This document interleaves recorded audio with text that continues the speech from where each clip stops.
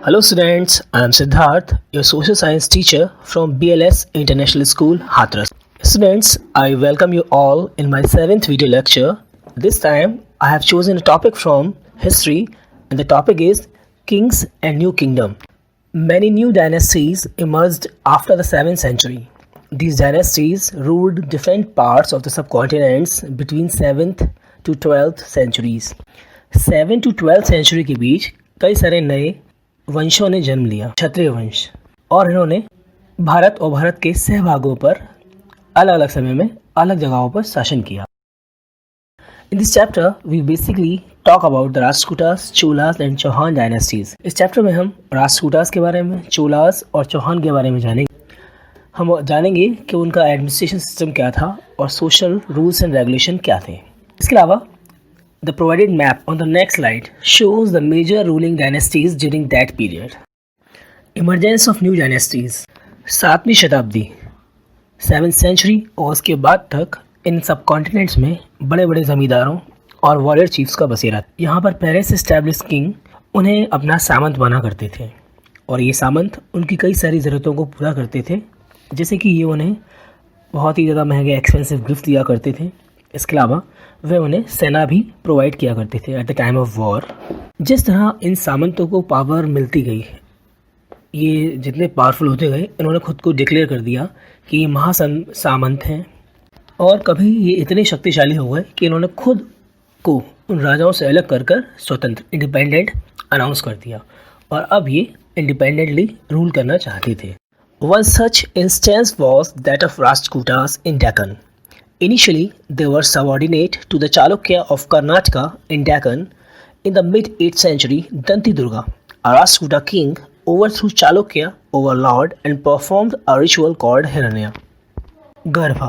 तो यही देखिए एक उदाहरण कि जहाँ पर एक राष्ट्रकूटा किंग जिनका नाम दंती दुर्गा था, उन्होंने चालुक्य को गद्दी से हटाते हुए ओवरथ्रो करके खुद को वहाँ पर एज ए किंग इस्टेब्लिश किया और उन्होंने एक रिचुअल भी किया जिसका नाम था हिरण्यगर्भा.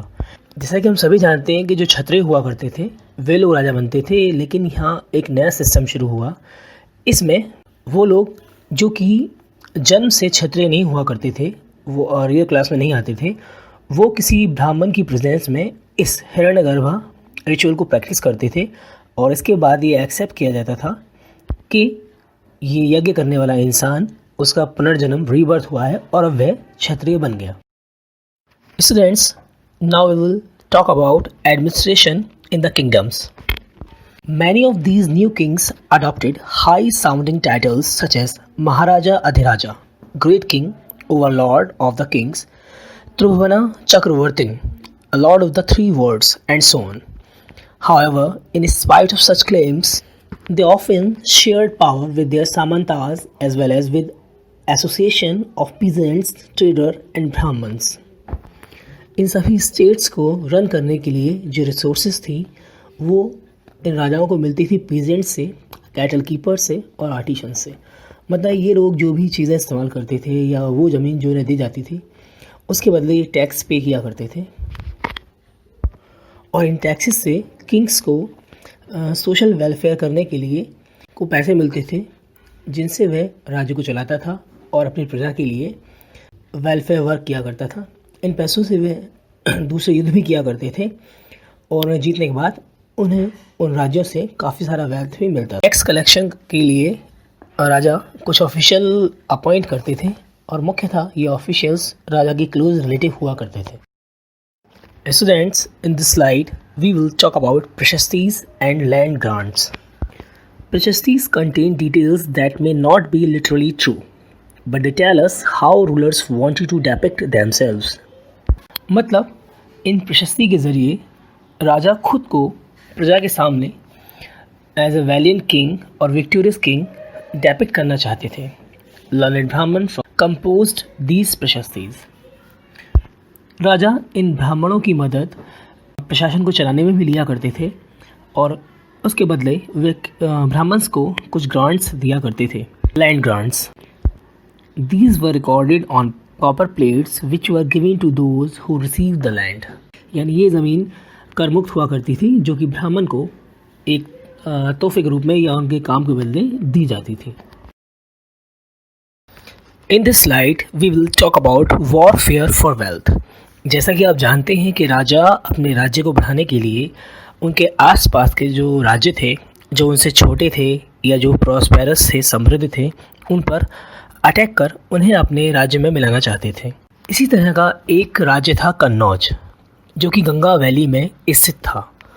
फॉर सेंचुरीज, कई शताब्दी तक गुर्जर प्रतिहारा, राष्ट्रकूटास और पाला, इन वंशों के राजा उसे पाने के लिए लड़ते रहे। हिस्टोरियन ने उनके इस स्ट्रगल को ट्रिपाटाइट स्ट्रगल भी कहा है। यही नहीं, ये राजा अपनी सुप्रीमेसी शो करने के लिए कई बड़ी बिल्डिंग्स और बड़े बड़े टेम्पल्स का निर्माण भी कराते थे।